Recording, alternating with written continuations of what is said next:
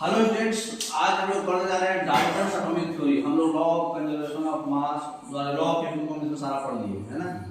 उसके बाद जो है हम लोग बाकी बेसिक चीज भी पढ़ चुके हैं, मेटल्स का क्लासिफिकेशन और उसका प्रॉपर्टीज वगैरह और सिग्निफिकेंट फिगर्स वगैरह।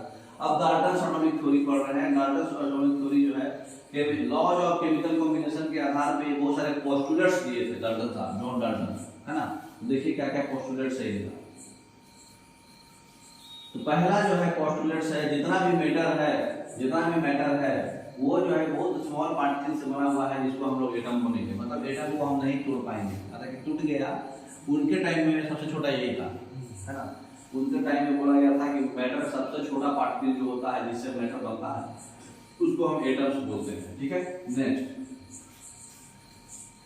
एटम्स जो है इंडिविजुअल है, मतलब एटम्स इंडिविजुअल है, वो ना ही क्रिएट हो सकता है ना ही डिस्ट्रॉय हो सकता है। इंडिविजुअल मतलब इसको आप तोड़ नहीं सकते।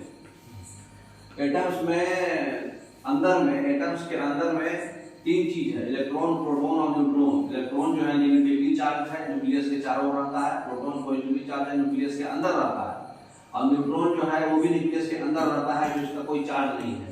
तो ये जो है हरा वाला न्यूट्रॉन है और लाल वाला प्रोटॉन है, ये न्यूक्लियस के अंदर रहता है। और जो इलेक्ट्रॉन है इसके चारों फिक्स ऑर्बिट पे घूमते रहता है। ठीक है ना। सर एटम कहाँ रहता? एटम का अंदर का माल है ये सब। और एटम कहाँ रहता? एटम तो मैटर के अंदर रहता। आप मतलब एक बिल्डिंग है, तो एक बिल्डिंग बनाने के लिए सबसे पहले जो हम लोग छोटा पार्टिकल्स क्या है हमारे लिए, ब्रिक बना करके खड़ा करके बिल्डिंग खड़ा होता है। तो उसी तरह से अगर कोई मैटर है तो बना हुआ किससे है, एटम से। छोटा एटम्स बना करके एक मैटर बनता है। तो डाल्टन्स के जमाने में बोला गया कि भाई एटम सबसे छोटा पार्टिकल है, इसको ना ही आप बर्बाद कर सकते हैं ना ही क्रिएट कर सकते हैं, सबसे छोटा वही है। लेकिन उसके बाद भी एटम्स के अंदर भी खोज किया गया, इलेक्ट्रॉन, प्रोटॉन, न्यूट्रॉन का। इलेक्ट्रॉन को जे थॉमसन खोज किए, प्रोटॉन को ई गोल्डस्टीन खोज किया, न्यूट्रॉन को जेम्स चैडविक खोज किए। ठीक है ना। तो ये 1897 में किए, 1896 के आसपास किए, और ये न्यूट्रॉन का जेम्स चैडविक 1932 में किए। तो ये खोज बाद में हुआ। एटम एटॉमिक थ्योरी में पोस्टुलेट्स में ये बोले थे कि एटम्स आर इंडिविजुअल, मतलब इसको आप नहीं तोड़ सकते। लेकिन बाद में टूटा एटम, मतलब एटम सबसे छोटा चीज है, उससे छोटा चीज कुछ नहीं है। तो वो मतलब जस्ट लाइक ब्रिक है, सबसे छोटा जैसे हम लोग का सेल होता है, तो उसी तरह से एटम है। ठीक है। नेक्स्ट, तो डाल्टन एटॉमिक थ्योरी में बोला गया कि एक कोई भी एलिमेंट्स है उसका एटम जो होगा आइडेंटिकल होगा मास और केमिकल प्रॉपर्टीज में। ठीक है। जैसे मान लो हाइड्रोजन है, हाइड्रोजन में एलिमेंट्स, हाइड्रोजन का आपका तीन होता है ना, प्रोटियम, ड्यूटेरियम और ट्राइटियम, है कि नहीं। तो ये यहाँ पे फेल कर गया इनका लॉ। ये क्या बोल रहे थे कि कोई भी एलिमेंट्स है जो एटम्स होगा उसका आइडेंटिकल होगा मास भी और केमिकल प्रॉपर्टी भी। लेकिन यहाँ पर सेम एलिमेंट हाइड्रोजन, लेकिन यहाँ पर केमिकल प्रॉपर्टी भी चेंज हो गया, मास भी चेंज हो गया। यहाँ पे एटॉमिक मास 1 है, ऊपर वाला मास होता है, नीचे वाला एटॉमिक नंबर होता है। तो एटॉमिक नंबर तो सबका सेम है 111, लेकिन यहाँ पे प्रोटियम एक आइसोटोप्स है, तो ये आइसोटोप्स का मास 1 होता है, ड्यूटेरियम का मास 2 होता है, ट्रिटियम का मास 3 होता है, ट्राइटियम का। तो यहाँ पर मास भी बदल गया। ये क्या बोल रहे थे, कोई भी एलिमेंट्स का मास हमेशा सेम होगा। दूसरा क्या बोल रहे थे, केमिकल प्रॉपर्टी भी सेम होगा, लेकिन हर एक का केमिकल प्रॉपर्टी अलग है। इसमें एक प्रोटॉन है, न्यूट्रॉन नहीं है। इसमें एक प्रोटॉन है, एक न्यूट्रॉन है। इसमें एक प्रोटॉन पे 2 न्यूट्रॉन है।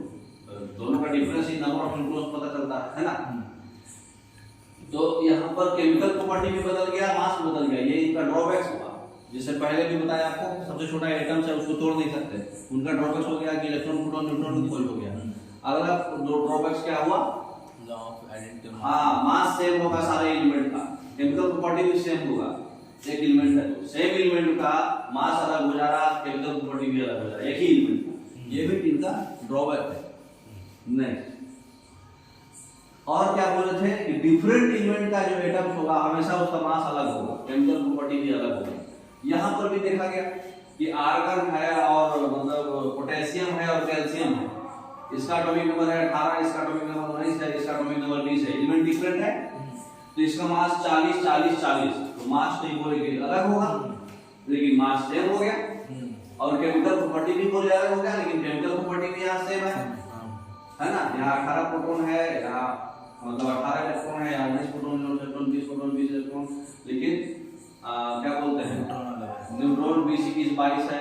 तो केमिकल प्रॉपर्टी जो है देखा गया है कि कुछ कुछ का सेम आ रहा है, लेकिन मास तो डिफरेंट नहीं आया, तो ये भी इनका ड्रॉबैक हो गया।